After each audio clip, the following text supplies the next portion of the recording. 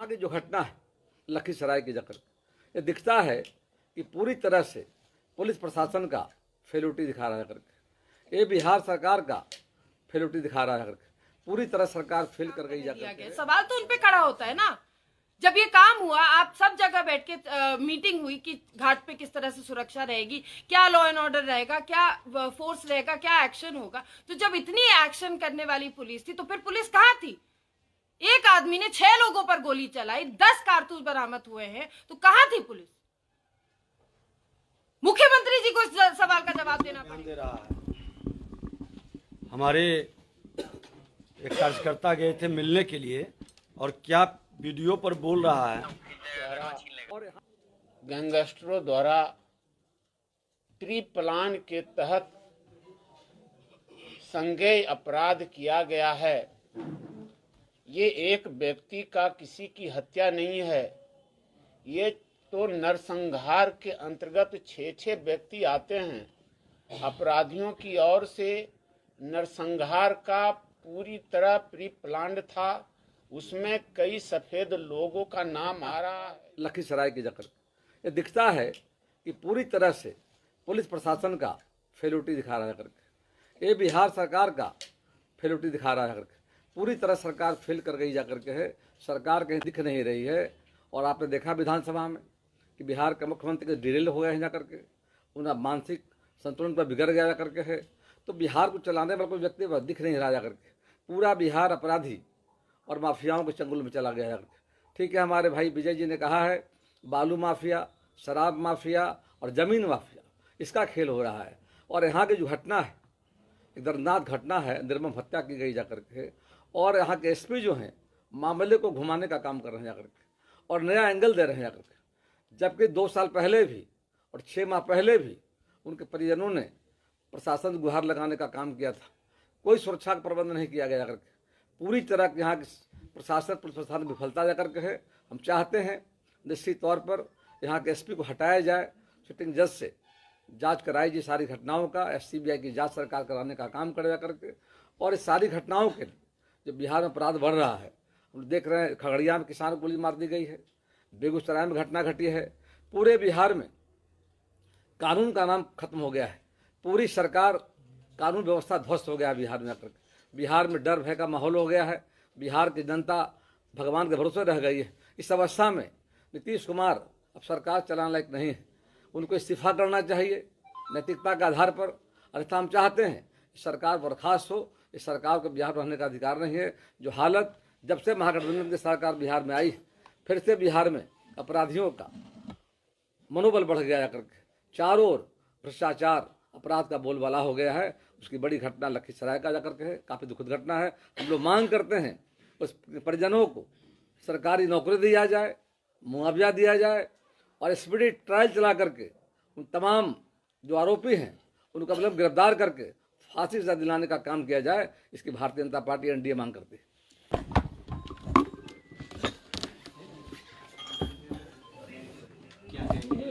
देखिए, दिन रात लॉ एंड ऑर्डर का मजाक बनते जा रहा है, खुलेआम अपराधियों का जो ये काम है वो आगे बढ़ते जा रहा है। सिर्फ आज की घटना नहीं, लेकिन आसपास के सभी जिलों की अगर हम बात करें तो इसी तरीके से लॉ एंड ऑर्डर का मजाक उड़ते जा रहा है।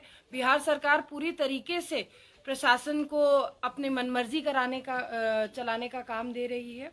मुझे शर्म आती है, बुरा लगता है इस बात का कि एक महिला जिसकी मृत्यु की गई है, यहाँ के जो स्थानीय एसपी हैं उसको प्रेम प्रसंग बताकर एक कहानी बनाने का, एक दूसरा ही रूप देने का। देखिए, शर्म आती है इस बात की कि ये जो आपराधिक घटना यहाँ पे घटी है और जिस महिला के साथ घटी है, उस महिला की जो पर्सनल निजी फोटोग्राफ्स है उसको इस तरीके से प्रशासन द्वारा ही वायरल किया जा रहा है। कम से कम अपने पर्सनल उनकी जो फोटोज है उनको तो नहीं इस तरह से वायरल करना चाहिए था। और सीबीआई और उच्च स्तरीय जांच के साथ साथ मैं ये भी मांग करती हूँ कि विमेंस कमीशन तक इस बात को लेकर जाया जाए और महिलाओं का सम्मान का आइंदे से ख्याल रखा जाए और इस तरह की फोटो समाज में वायरल ना की जाए। क्या लगता है बिहार में जिस तरह से महिलाओं की अत्याचार देखिए, महिलाओं के अत्याचार की बात करें, महिलाओं का सम्मान की बात करें, जब जब मुख्यमंत्री जी आते हैं सामने तो वो बोलते हैं कि महिलाओं का सम्मान हो रहा है, सबसे ज्यादा सम्मान उन्होंने किया है। लेकिन सच तो ये बात है कि महिलाओं का मजाक बना के उन्होंने रख दिया है। आज जितनी आपराधिक घटनाएं घट रही हैं, अधिकतर महिलाओं के साथ बच रही हैं। कहीं भी, चाहे वो विधानसभा की बात हो, लखीसराय की बात हो या जमुई की बात हो, महिलाओं का सम्मान ना उनके द्वारा किया जा रहा है, ना उनकी सरकार द्वारा किया जा रहा है, और ना ही प्रशासन द्वारा किया जा रहा है। आप गए थे, पीड़ित परिवार से मिले थे, महिलाओं से भी बात की थी, क्या कुछ सामने निकल कर आया है मामला? देखिए, बहुत सी बातें हैं जो सामने निकल कर आई है। प्रशासन कहते हैं कि हम लोग तुरंत एक्शन लेके 5 मिनट में वहां पहुंच गए। अगर प्रशासन तुरंत 5 मिनट में वहां पहुंच गया तो जो अपराधी है वो भागा कैसे? अगर वो भागा, और इतना, जिस दिन हम लोग सुबह के दिन अर्घ देने जाते हैं, सभी लोग जानते हैं कि घाट से लौटते समय कितनी भीड़ होती है, तो कैसे अकेले एक कोई व्यक्ति इस तरह का आपराधिक काम करके भाग सकता है? अगर प्रशासन वहां पर समय से पहुंच गई थी तो। साथ ही साथ वहां के जितने भी परिवार के लोग थे वो यह भी बता रहे हैं कि सामने जो उनका जमीन था उनके ऊपर दबाव बनाया जा रहा था कि वो जमीन हमारे नाम लिखिए। ये पूरी तरीके से जो ये जमीन माफिया और ये दारू माफिया एकजुट होकर ये काम की है। तो आप उच्च स्तरीय जांच की मांग करते हैं? निश्चित रूप से उच्च स्तरीय जांच होना चाहिए। डीजीपी साहब ने भी ये आश्वासन हम लोगों को दिया है कि उच्च स्तरीय जांच वो अपने ऑफिस से, अपने कार्यालय से करवाएंगे। मुख्य आरोपी अभी पुलिस की गिरफ्त से बाहर है, क्या चाहिए? देखिए, यही तो बात है कि जब प्रशासन को बार बार बताया गया, 2 साल पहले बताया गया, 6 महीने पहले बताया गया, फिर 3 दिन पहले, 5 दिन पहले बताया गया, तो प्रशासन इतनी लापरवाह क्यों थी? क्यों कड़ा एक्शन नहीं लिया गया? क्यों इस बात का संज्ञान नहीं लिया गया? क्यों लॉ एंड ऑर्डर को इस तरीके से दिन दहाड़े आपराधिक तत्वों को ये काम करने दिया गया? सवाल तो उनपे खड़ा होता है ना। जब ये काम हुआ, आप सब जगह बैठ के मीटिंग हुई कि घाट पे किस तरह से सुरक्षा रहेगी, क्या लॉ एंड ऑर्डर रहेगा, क्या फोर्स रहेगा, क्या एक्शन होगा। तो जब इतनी एक्शन करने वाली पुलिस थी तो फिर पुलिस कहाँ थी? एक आदमी ने 6 लोगों पर गोली चलाई, 10 कारतूस बरामद हुए हैं, तो कहाँ थी पुलिस? मुख्यमंत्री जी को इस सवाल का जवाब देना पड़ेगा। आतताइयों द्वारा, गैंगस्टरों द्वारा प्री प्लान के तहत संज्ञेय अपराध किया गया है। ये एक व्यक्ति का किसी की हत्या नहीं है, ये तो नरसंहार के अंतर्गत 6 व्यक्ति आते हैं।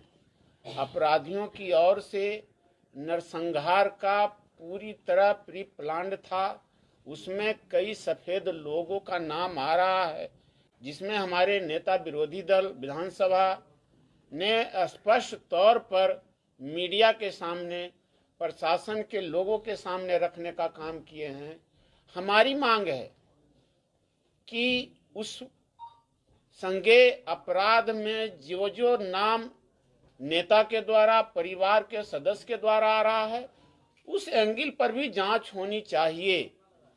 कई घटनाएं ऐसी आ रही हैं, लखीसराय की बात नहीं है, पूरे बिहार में जिस तरह का हड़कंप मचाने का काम अपराधियों के द्वारा, कुछ संज्ञेय लोगों के द्वारा किया जा रहा है, लगता है बिहार में शासन नाम का कोई चीज नहीं बच गया है। और ये तब से हुआ है जब हमारे माननीय मुख्यमंत्री नीतीश कुमार जी का थोड़ा मानसिक रूप से वो सक्षम नहीं है, फैसला ले नहीं पाते हैं, या तो वो दबाव के कारण उनकी मानसिक स्थिति बिगड़ गई है या कुछ और कारणों से बिगड़ गई है। हम बिहार के राज्यपाल महोदय से आग्रह करेंगे, आप मीडिया कर्मी के माध्यम से, कि राष्ट्रपति शासन बिहार में लगाया जाए, क्योंकि बिहार का लॉ एंड ऑर्डर पूरी तरह ध्वस्त हो गया है। हम परिवार के लोग पीएमसीएच में बयान दे रहा है। हमारे एक कार्यकर्ता गए थे मिलने के लिए, और क्या वीडियो पर बोल रहा है, गड़वा छीन लेगा और बाहर हमसे बात कर लेना। क्या बात हुआ था? क्या बात रहेगा सर, हम लोग गए थे घाट से वापस आ रहे थे, आने के क्रम में हम डर गए, घर भी नहीं पहुंचे। इसके बाद वो अंधाधुंध फायरिंग शुरू कर दी। पहले मारा बहन को, फिर बड़े भाई को, उसके बाद मेरी वाइफ को, उसके बाद भाभी को, फिर पापा को, उसके बाद फिर एक भाई को, मंगले भाई को। और मेरा तरह 2 महीने तो मुझे रोड पे फेंकाया हुआ था।